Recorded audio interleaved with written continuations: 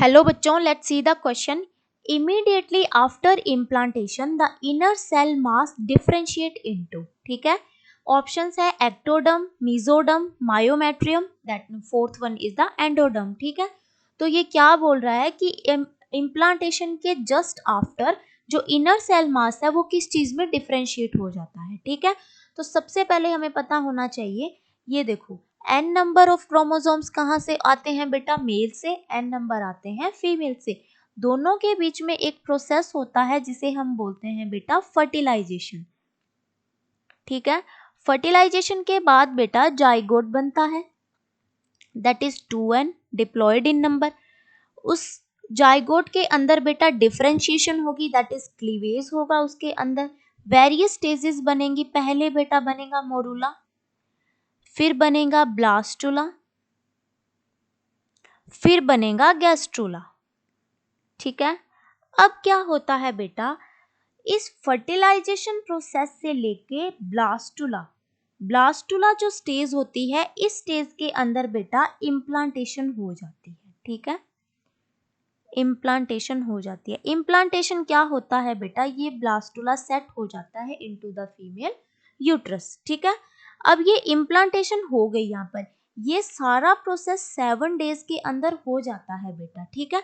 7 days के अंदर implantation हो जाती है आफ्टर फर्टिलाइजेशन, ठीक है। तो अब क्या होगा कि इस ब्लास्टुला स्टेज के अंदर होगा, ठीक है। तो हम सबसे पहले एक ब्लास्टुला का डायग्राम ड्रॉ करते हैं, ठीक है। ये देखो, ये ब्लास्टुला का डायग्राम है। ये जो ब्लास्टोमियर्स है ये यहाँ पर अरेंज हो जाती है बेटा पेरीफेरी पे, और इसे हम बोलते हैं, ये पेरीफेरी पे अरेंज हो गई। These cells are known as the trophoblast और द ट्रोफोएक्टोडर्म, ठीक है। ट्रोफोब्लास्ट, यहाँ पे कुछ cells of inner cell mass होती है बेटा, these are inner cell mass. यहाँ पे कैविटी प्रेजेंट रहती है बेटा, इस कैविटी को बोलते हैं ब्लास्टोसील, क्योंकि ये ब्लास्टुला की कैविटी है, ब्लास्टोसील, ठीक है। Structure is the blastocyst, okay. इस स्टेज के अंदर बेटा इम्प्लांटेशन होता है। अब बात क्या पूछ रहा है कि इमीडिएटली आफ्टर इम्प्लांटेशन, इम्प्लांटेशन हो गया, जो इनर सेल मास, इनके फेट का पूछा है हमें कि आगे जाके इनका फ्यूचर क्या होगा।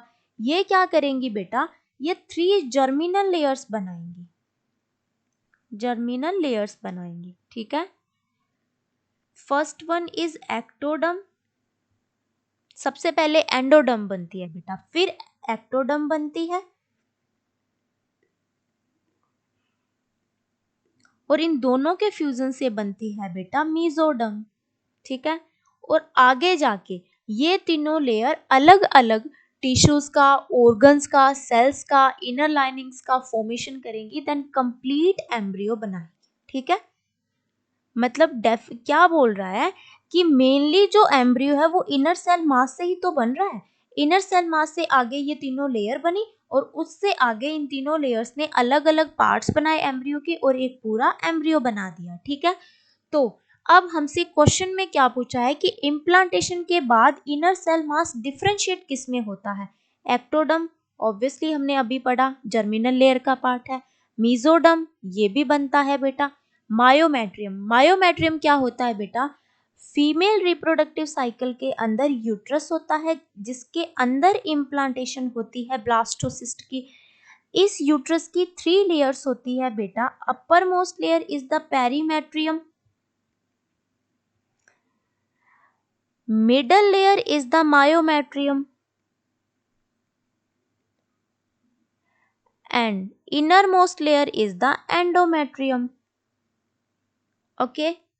So myometrium किसकी लेयर है बेटा, middle layer of the uterus. इससे मतलब ये ब्लास्टुला का इससे कोई लिंक नहीं है। So option C is the incorrect. D बोल रहा है एंडोडर्म, ऑब्वियसली एंडोडर्म बनती है, एक्टो, एंडो एंड मेसोडर्म बनती है। So A, B and D, so option A is the correct option. Thank you बच्चों, and all the very best.